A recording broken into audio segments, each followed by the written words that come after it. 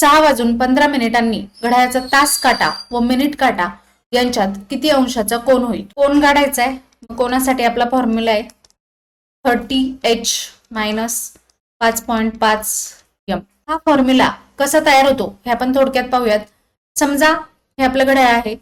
आता हे घड्याळ यामध्ये एकूण 360 डिग्री अंश असतात, कारण का ते वर्तुळासारखंच असतं. मग हे 360 डिग्री पूर्ण करण्यासाठी तास काट्याला एकूण 12 तासांचा कालावधी लागतो, बरोबर? कारण का आपलं घड्याळ एकूण 12 तासच असतं. मग तास काट्याला 360 अंश पूर्ण करण्यासाठी एकूण 12 तास लागतात. म्हणजेच तो एका तासामध्ये 360/12 बरोबर 12×36. म्हणजेच तो एका तासामध्ये 30 अंशाचा कोन तयार करतो. मग 12 तासामध्ये 360 म्हणजे एका तासामध्ये 30 अंशाचा कोन. त्यामुळे येथे फॉर्म्युल्यामध्ये किती आलं?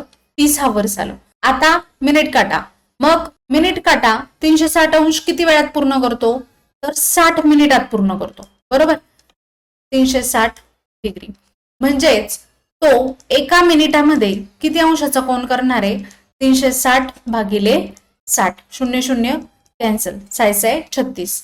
म्हणजेच एका मिनिटामध्ये मिनिट काटा 6 अंशाचा कोन तयार करतो.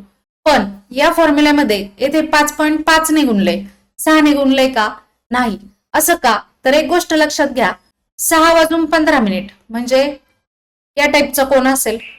आता 6:15 मग 6 वाजता कितीचा कोन होईल हे काढण्यासाठी आपण त्याला ऑलरेडी 30 ने गुणलंय.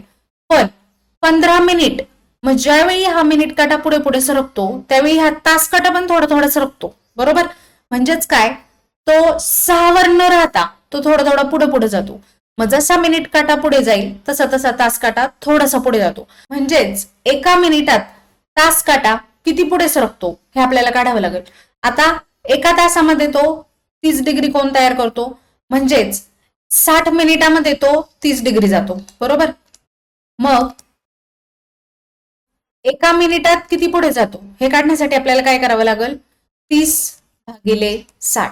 00 कॅन्सल. 1/2 बरोबर किती आलं? 0.5. आता पहा, एका मिनिटामध्ये मिनिट काटा 6 डिग्री अंश तयार करतो, पण तास काटा पण पुढे सरकतो. कितीने? 0.5 ने.